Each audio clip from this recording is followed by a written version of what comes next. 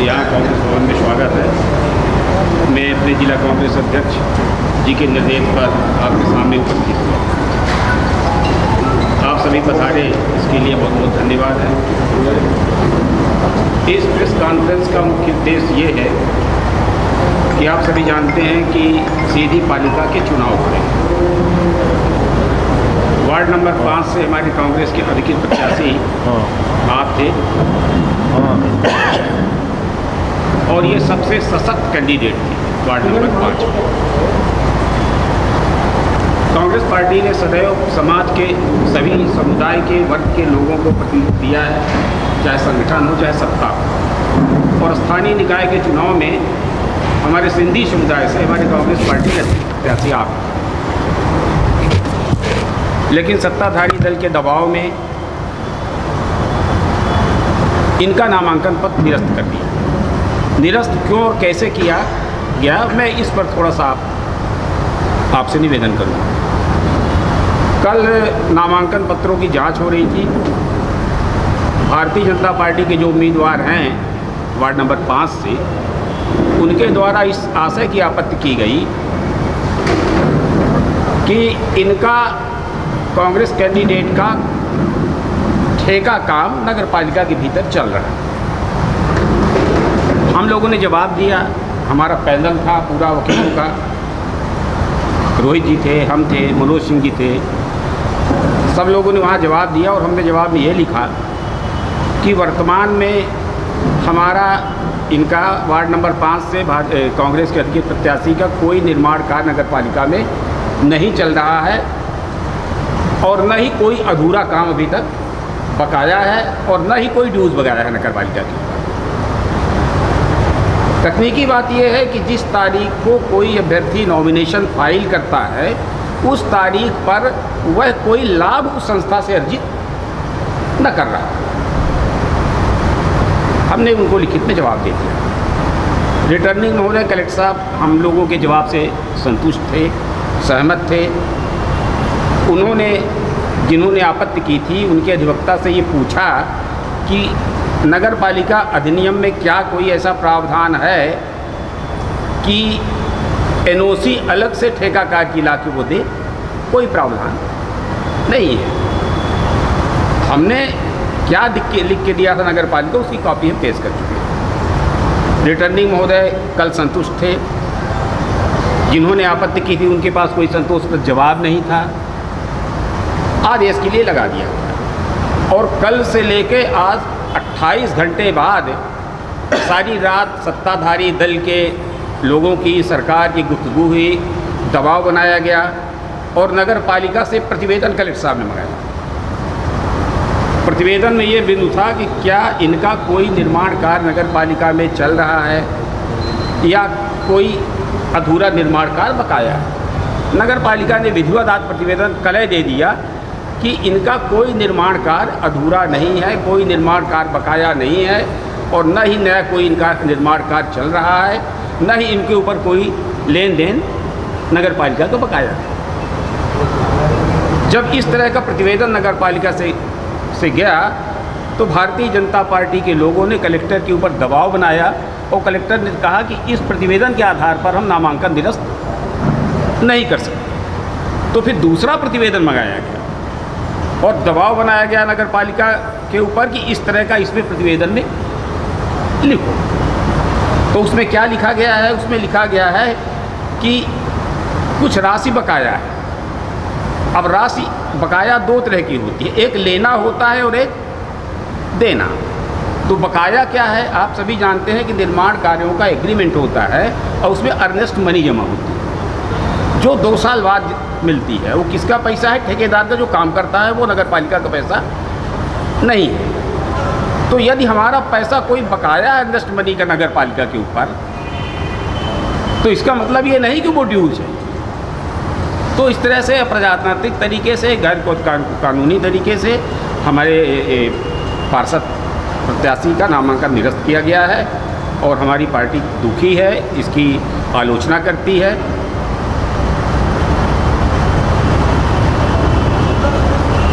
इसी तरह का थोड़ा नहीं अभी हमारे मित्र बता रहे हैं अध्यक्ष महोदय कि ठीक इसी तरह का एक प्रकरण नगर परिषद मझौली में था, लोकेश सिंह जी, ठीक ऐसा ही प्रकरण था, लेकिन वहाँ के रिटर्निंग ऑफिसर ने उनका नामांकन पत्र निरस्त नहीं किया क्योंकि वहाँ कोई सरकार का दबाव नहीं था। तो ये उसकी बुनियादी चीज़ें हैं। बाकी ब्रीफ हमारे अध्यक्ष महोदय हैं, हमारे जो प्रत्याशी थे वो आपको करेंगे। नगर पालिका के किस अधिकारी बड़े सवाल अपना ब्रीफ पे दीजिए, अब अपना से ले ली, अपना से ले ली, कमल जी से ले ली, फिर हम बताओ उपलब्ध हो जाइए।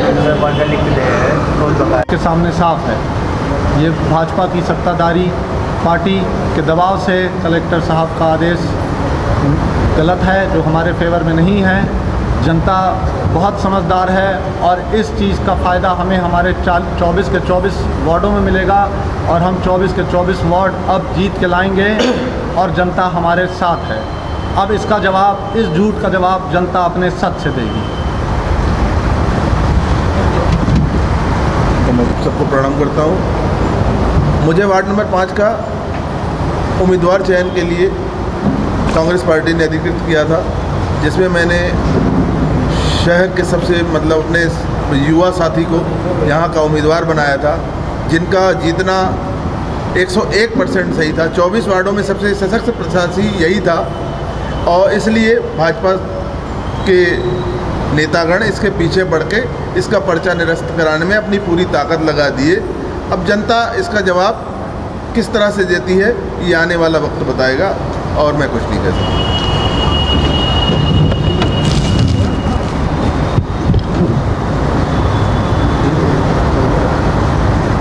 अध्यक्ष महोदय का सिंबल इसको अलॉट हो चुका था। अब चूंकि ये सीट रिक्त हो गई है, आपका वार्ड नंबर 5 में कोई प्रत्याशी नहीं रह गया, तो इसके लिए आप लोगों ने क्या तरीका निकाला है, क्या करेगी पार्टी अब इसके लिए? देखिए, कांग्रेस पार्टी का इतिहास रहा है और ख़ासकर सीधी में स्वर्गीय दाऊ कुंवर अर्जुन सिंह जी से लेके और अभी तक का कि हम शासन और प्रशासन दोनों को बहुत अच्छे तरीके से सहयोग करते चले आए हैं। चाहे चुनाव हो, चाहे राजनीतिक गतिविधियां हो, कांग्रेस पार्टी हमेशा प्रशासन का सहयोग की है। जिस तरह से यह घटनाक्रम हुआ, हमारे कांग्रेस पार्टी के प्रवक्ता सुमेश्वर सिंह जी ने बड़े विस्तार से आप सबको बताया। जो आपका सवाल है, मेरा जहाँ तक कहना है कि दावा आपत्तिकल थी और अक्सर आपने देखा होगा, आप लोग भी बुद्धिजीवी पत्रकार हैं, कि उसी टाइम जो निर्णय लेना होता है उसी टाइम 2-4 मिनट 5 मिनट में निर्णय हो जाते हैं। कल 2 बजे फाइल को रखी गई और आज 6 बजे उस पर निर्णय हो रहा है। ये एक संदेह के घेरे में है। दावा आपत्ति का समय 20 तारीख था, निराकरण का समय 20 तारीख था और 24 घंटे बाद, लगभग 30 घंटे बाद उसका निराकरण हो रहा। तो एक तो ये संदेह के घेरे में आ रहा। रही बात आप सिंबल की, तो मैं आपको बताना चाहूँगा कि अब उस वार्ड पे जो कांग्रेस का सिंबल है वो हमारा पूरा सिंधी समाज बैठा हुआ है। मैं पूरे सिंधी समाज को बुलाया हूँ, ये तय करेंगे कि प्रत्याशी कौन होगा और उसको किसको सिंबल दिया जाए। पत्रकार वार्ता के बाद हम सब बैठ के और अभी तय कर लेंगे। आपको लगता है क्या कि ये जो प्रक्रिया है, जैसे आप इस पर सवालिया निशान लगा रहे हैं, तो आपको लगता है कि क्या चुनाव निर्विघ्न और निर्बाध रूप से हो पाएंगे? भरोसा है आपको इस सिस्टम पर? देखिए, जिस तरह से शुरुआत हुई है, मैं आपको बताना चाहूँगा कि वार्ड नंबर, जान आलम के कौन वार्ड है? 19 वार्ड नंबर 19 के हमारे प्रत्याशी के खिलाफ भाजपा प्रत्याशी ने कल रिपोर्ट दर्ज कराई, शिकायत कराई। वहाँ से उसके पास फ़ोन गया कि आप थाने चले आओ। जब मुझे पता चला, मेरा प्रत्याशी मुझे बताया, तो मैंने कोतवाली टीआई को सीधे फ़ोन करके बताया कि मेरा प्रत्याशी न कोई आतंकवादी है, न मेरा प्रत्याशी कोई गुंडा है, न मावाली है, वो थाने कोतवाली नहीं जाएगा। आपको जो बयान लेना हो आप यहाँ आके उसके घर में लीजिए या कि कांग्रेस कार्यालय में आइए, बयान में दिलवाता हूँ। उनको मैं 2 टूक शब्दों में बोल दिया हूँ कि यदि मेरे प्रत्याशियों को या कांग्रेस के लोगों को कहीं भी परेशान किया गया तो कांग्रेस ईंट का जवाब पत्थर से देने के लिए तैयार है। ये तो उम्मीद क्या है आपको इस सिस्टम से कि चुनाव आपके सही हो पाएंगे या नहीं, इसका जवाब आप देखिए, जिस तरह से शुरुआत हुई है वो आपके सामने है, बताने की ज़रूरत ही नहीं है। तो इसके लिए क्या आप राज्य निर्वाचन आयोग जाएंगे, किसी अधिकारी के खिलाफ शिकायत करेंगे?